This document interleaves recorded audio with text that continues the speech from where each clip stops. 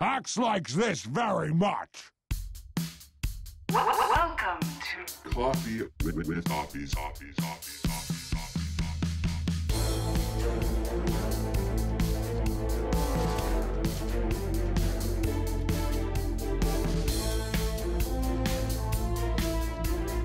Five, 4, 3, 2, 1. Let's do this. Hello and welcome back. My name is Toffees, guys, bringing you all the news you need for your Dota 2 pro scene. As always, now I'm going to touch some things real quick, and that is just to remind all of those new viewers who've joined us recently and come in contact with the show that, yes, we do some fun interviews. That is one of the great high points for me of doing the show, but that is not its original design. The original design of this show was to provide a sports center style coverage for Dota 2 in a scene that is, I don't want to say oversaturated, but full to the brim with stuff that can be hard to keep up with. So Fridays are generally reserved for the roundups. I try to keep you updated on all the big tournaments, on all the big happenings and the news that you need as you go into your weekend. So that's what tonight is. No guests on. It'll be a short, simple show, easy to listen to on a podcast or at the gym, which most of the shows, really that's what it's designed for. So glad you could join us, whether you're listening live on the podcast or anywhere else for that specific matter. But that said, you can find me at Toffees_Dota2. I tweet out anytime that something major is happening. It's important to me. And the show, as always, is brought to you by the folks over at Namecheap.com. They're a domain registrar that cares about internet freedom and esports. Go check them out and register a new domain at Namecheap.com. So they are representing the show and supporting esports, and that is exciting. For I think all of us here. All right, so let's talk about esports and what's going on. Sorry, it looks like we're having some audio sync issues. I don't know. Twitch, I know, had some crazy stuff going on earlier today and has been out of sync in some places. But at the end of the day, I guess we just deal with what we got. So those of you on the podcast don't have to worry about any sync issues, but we'll just roll right through it. And thank goodness that it's not a big interview night.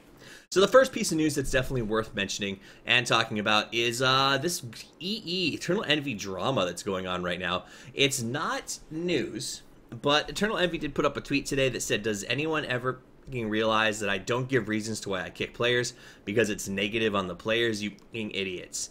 Now, I get where EE's coming from, and he's just been a lot of heat going around with what's happening with Cloud9, and, you know, honestly, the stressors of that team have got to be a little bit difficult, but at the end of the day, man,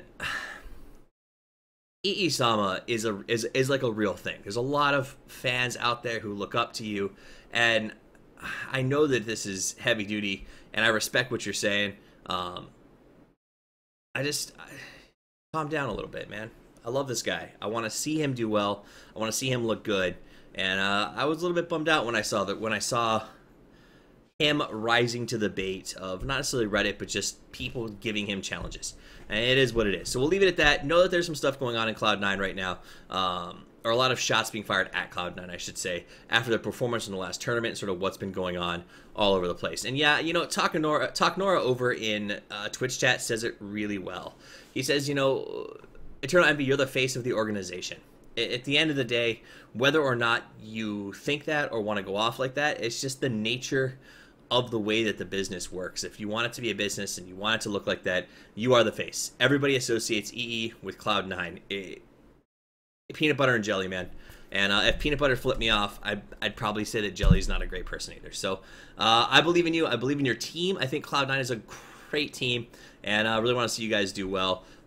Don't push us away. Hold us closer, I guess, is the moral of that story. Moving past that, let's talk about some real news in the sense of VG Academy. That is the guys who were second place. They were the big winners in a couple of tournaments recently. They're obviously probably one of the top 3 teams in the world. VG Gaming has announced that they are recruiting for their academy. It was on their official Weibo, which was not in English, so there's no point in me putting it up on screen.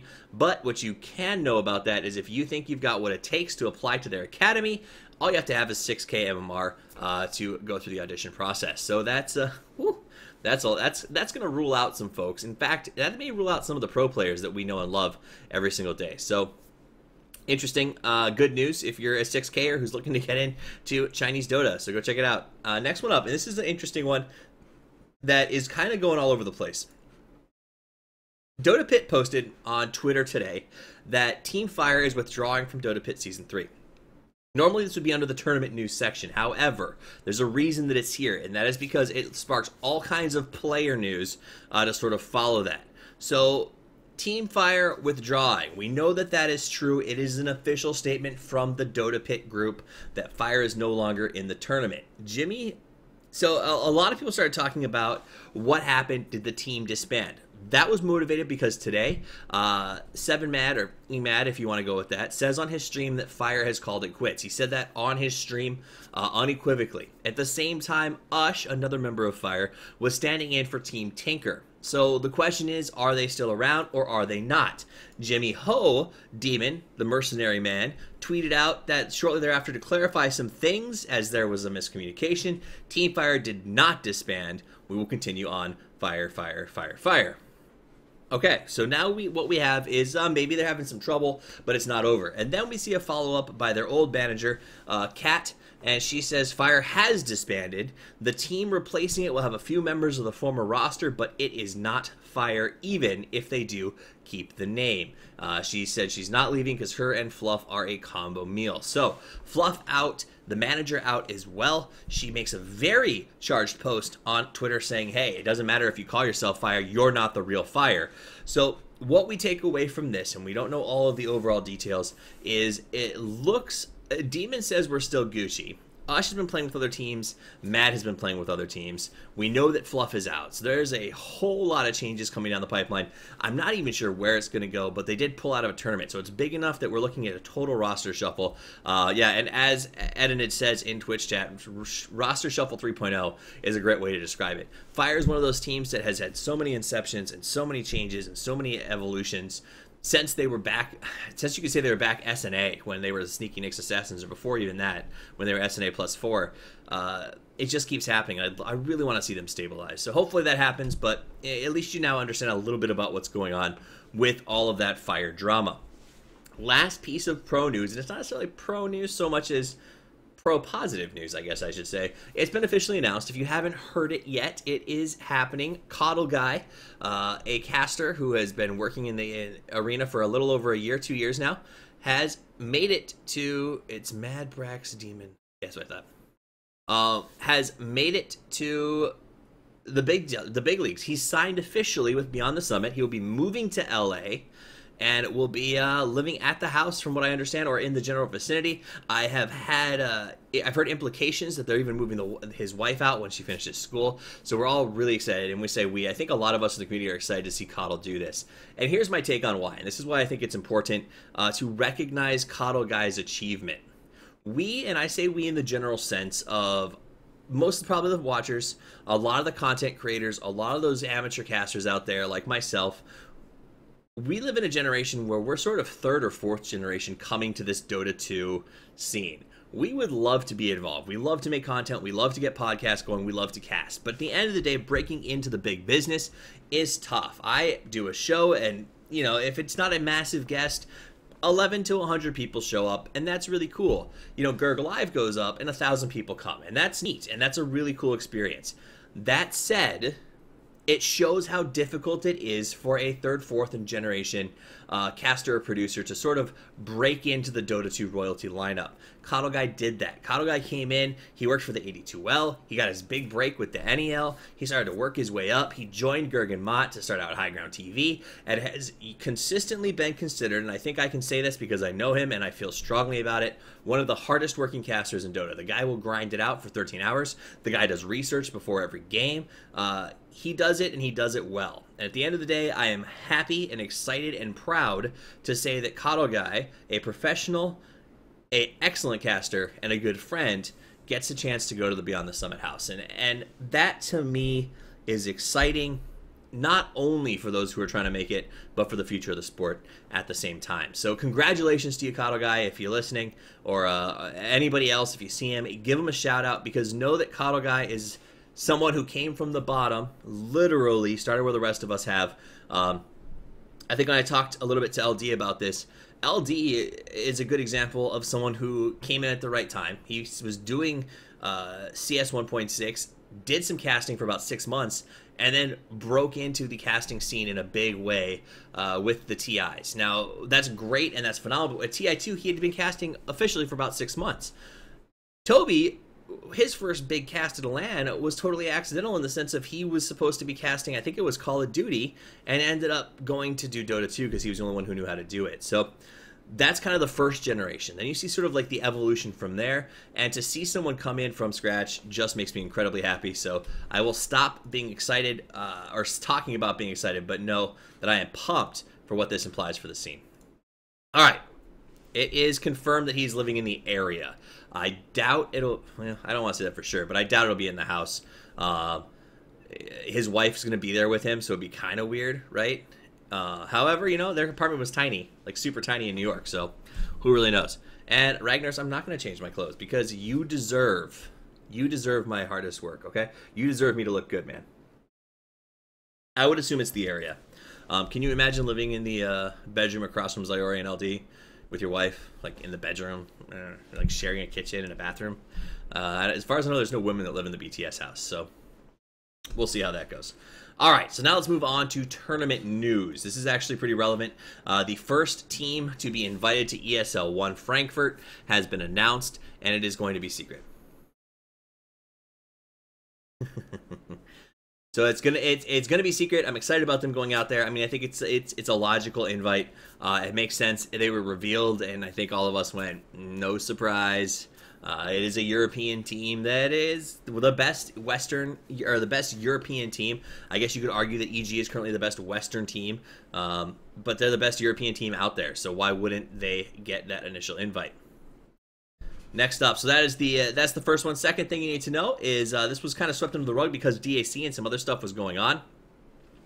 And what you'll see is Aces Polar, previously known as VP Polar, wins the eSportal Invitational Qualifiers. So remember, this eSportal is the one with the really weird format where they have like 3 invitationals and 3 open qualifiers, and they all roll through. Now, the way that eSportal goes is this is the second invitational. The teams that played were only invited. It was not an open. It was Virtus Pro, NIP, or Ninjas in Pajamas, Meepwned, PR, Aces Polar, 4 Anchors, Vega, and Alliance. Alliance got a good win over Vega, by the way. I bet on that one, and I was excited to see it pan out. Aces Polar, however, was frenetic and powerful all the way through this tournament. They beat 4 Anchors 2-0, they beat Alliance 2-0, and they did have some struggle with PR in the best of 5, but they ultimately won out 3-2. So they beat some really good teams, got themselves secured into that LAN final in the second position. So excited to see them. They should be... Well, I'll get the list next Friday for who goes in. We're still waiting for that last opener and the last invitational to take place. eSportal has been this tournament that has been going on for a very long time, and I'm excited to finally see the end in sight after this second invitational qualifier has finally ended. Now, let's do this. We're going to go through some news. We're going to go through the tournament roundups. There is a ton of them. So many tournaments are going on right now, less than I'm used to. Sometimes there's just too many to deal with. So what we're gonna do is we're gonna go over MLG, Dota Pit, and the Major All-Stars. Those are the big tournaments right now. And let's see. All right, let's start out with the Pro League European qualifiers that are going on right now. This is for the MLG Pro League. As it stands right now for Group 1, keep in mind, these are best of 2. So each time that you win, you get a point, and that gets locked into your score, whether it's for or against you. Balkan Bears is ranked number 1 at 6-0. Hellraisers is number 2. The problem with that is Tinker and Alliance also have 6 wins, but for instance, in Alliance case, they have 6 losses as well. The only team that we can pretty much guarantee has 0 chance in this particular tournament is, ironically enough, Virtus Pro Polar, who just won the eSportal, has 0-14 on their record, so they will not be advancing. That is for darn sure. But Balkan Bears, I think, is a big surprise to me that they have had such a strong start. They're a team that has struggled over the last year, and I'm excited to see them sort of growing and getting better and better as a team. Group Table 2 is a little more... I don't want to say competitive, but I feel like this is a little bit more of a fight. Ninjas in Pajamas is up on top at number 1, 9-1. Moscow 5 is 8-2, and there's a little bit of a breakout before you go through Game Online, Meepwned, 4 Anchors, Empire, and Virtus Pro. Virtus Pro not doing well, by the way, since their last shakeup. So Virtus Pro on the bottom of that bracket. I feel pretty comfortable that Ninjas in Pajamas are going to come out of this particular round robin unscathed. Pro League America. Yeah, Polar dropped out. That's why they lost everything. And maybe it's to focus on eSport or other things. It is what it is. And you're right. And this is a good point. Edited points this out, that they haven't been paying attention to this tournament at all because it's not on Twitch. Now, if you guys are wondering, this is run by Join Dota over on the MLG site. The tournament casting is good. It's a strong tournament. They haven't had any issues with the streaming platform. I've been watching it, but it's not getting a lot of publicity because of that. Twitch is sort of king in terms of where people watch video games, and that is something to definitely keep in mind. So that's why I figured I'd update you guys, because I know a lot of folks haven't been following it at all. So standings for the American groupings are actually pretty interesting. The top 2 teams are South American teams with Pain and Not Today, though they're not that far out of reach. It's 7-1 for Not Today, which, by the way, is very impressive. They've gone up against some good teams so far. If we look at their lineups on the Not Today, they've gone up against EHUG, Union, and Fire, as well as Thundercats. So we could maybe argue they beat Fire out because Fire was struggling with some roster stuff. But, you know, UG and EHUG especially are not pushovers. EHUG has done very well in a couple of other tournaments recently. So Not Today took a couple of good wins, but they haven't hit the big dogs yet. They haven't gone up against Complexity. No one's gone up against EG. And, you know, Will Rack while whistling, I think, is going to be a big competitor in this one as well. So we'll see how they do at that point, but they are doing pretty good. Then it's about even in the middle range. Fire, Union, Will Rack, they're all in the same ballpark. And it is worth noting that EG, who, surprisingly enough, is in the American division and not a direct invite to this thing or any kind of final, hasn't played any games. So they're 0-0, but that's probably because they were traveling at DAC and they're still getting comfortable with being back. All right, moving forward into Pro League Asia. Standings right now are Invasion Esports is 4-0. Arcanis is 4-4, and then we got kind of a even spread down to the bottom, where MVP and Rave, though, have not played any yet. So keep in mind that once they start playing, we should see them rise pretty quickly to the top of this list. But Invasion Esports doing really well at the 4-0 mark. I don't know if I'd write home about it, but we will keep you updated as we know more and more about the MLG tournament. Next tournament we're going to talk about is the Dota Pit one. Let's talk about the Dota Pit standings as of now. Now, this has only been going on for about a week. It's a little bit slow to get rolling. We've got Group A and Group B in terms of the standings. Alliance is 1-1 at the top. Hellraiser, oh wow, I didn't realize that. So everybody, interesting. Everybody in Group B, this is Alliance, Hellraisers, Empire, Secret, Vega, and Virtus Pro, are 1-1. So everybody's played each other-ish. Everybody's got 1 win and 1 loss, and that's kind of, I think that's kind of fun. That's kind of funny. Group A, not everyone's played yet, but Ninjas and Virtus Pro are 2-0 each, and Team Tinker, I said Virtus Pro Polar, not Virtus Pro. Virtus Pro Polar is 2-0. Team Tinker and Fire are both 0-2. So a couple of shakeups coming down the pipelines. Team Tinker looks like maybe it'll take some work with Ush, which I think is good for them. Fire trying to find those two to sort of get the replacements in there, but they're both at the 0-2. So Ninjas in Pajamas are winning Group A. The problem they're going to run into is Group A is, this was the World Cup, we would call Dota Pit Group A the group of death, right? Ninjas in Pajamas, Virtus Pro Polar, who I think we can all agree has surpassed their brother company in Virtus Polar, or Virtus Pro as performers. Cloud9, EG, Tinker, and, well, Fire has pulled out, so no longer Fire. Though I'm hoping that they'll call up LVT, Leviathan, to replace them. I think it would be a logical replacement with an American team. The other option, of course, is Complexity Esports. Either one would be a great choice to sort of shoehorn in there and let them run. That said, excited to see where they go with this. Once EG starts getting their games in Cloud9, we should see them move into those two pass to finals position. They're just, once again, EG coming back from DAC, enjoying their cash, maybe even dropping out some tournaments. We'll find out soon. I don't think so. I think they're doing so well. Why not ride the high? Asus is so Rainbow Unicorns is asking me if Asus is no longer a sponsor of Polar. As far as I know, they are, but a lot of the websites, including Liquidpedia, just don't bother with putting it in there. So it's Asus Polar, basically. I thought they were still part of Virtus Pro, that they just changed the front end of the name, but I guess I could be wrong with that. I am not 100% sure as to whether or not Virtus Pro just sold the front of the name rights, if that makes sense, or if they just dropped the team completely. But yes, when we say Virtus Pro Polar, it's because none of the websites have gone through the trouble of updating, which honestly, if I was Asus, I'd be kind of crappy about. But it is Asus Polar, who has been performing very, very well. Yes, so Taknora is right. VP, and that's what I believe. VP does still manage the team. It's just Asus bought the rights to Polar, if that makes sense. It should make sense. Okay, so those are the updates on Dota Pit. Dota Pit is looking good, man. They're over $200,000 in the prize pool. Their set is gorgeous. The Pudge set is beautiful, and I think they're going to have a really good season. So keep an eye on that one. I will be making sure I follow it for you. Last tournament update to do is the Major All-Stars tournament. This one's also been a little bit underground. It is in Malaysia, so it's a Southeast Asian tournament, but it's invited a lot of people. Now, let's go over the qualifiers. SEA qualifiers. The 2 qualified teams from the SEA are going to be Redemption and Can't Say Whips. So that's not too surprised there. Remember, they're going to be inviting some folks. So these are teams, not the ones you would typically expect to see winning this, because those teams aren't in there for Phoenix, things like that, Rave, etc. Redemption and Can't Say Whips will get into the tournament, so they get 2 qualifiers from the SEA region. The European qualifier has just started. That qualifier is made up of the following teams: Empire, Anchors, Power Rangers, Ninjas in Pajamas, Virtus Pro Polar or Aces Polar, My Insanity, Hellraisers, Meepwned, and I believe that's it. So that's the teams that are going to be in it. So far, Team Empire has advanced in the winner's bracket, and Ninjas in Pajamas has advanced over Power Rangers, as well as Aces Polar. So those are 3 teams still in the winner's bracket, but that's not over because there are losers brackets. So this is a very big tournament. It's still in the online portion. We'll follow that this week. We should see ourselves start to really work through there, and we'll, of course, keep you updated as we know more about how that one's going. The qualifier.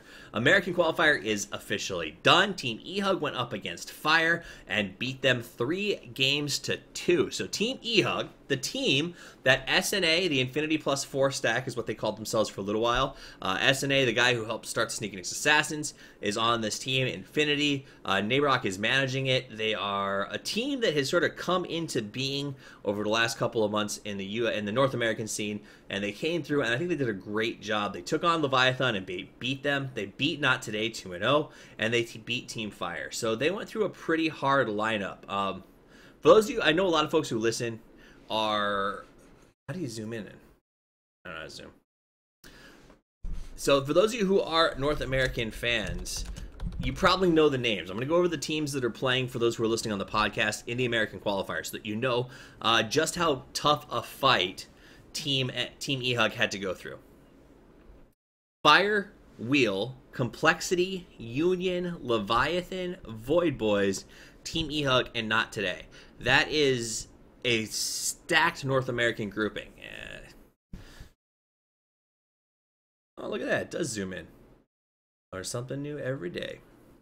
So, pretty excited. I think that Team EHUG will do very well in this tournament. I'm excited to see exactly what they can do now that they're actually given the chance to potentially do it. So, pretty excited about that happening. We'll pan back out here. So that is the update on the Major All-Stars. The last piece of information, guys, that you probably want to know. And, so here's what happened. Twitch today, and you probably saw it on Twitter, was going all over the place. They were like, oh my gosh, we've got such a big announcement. Everybody look at our announcement.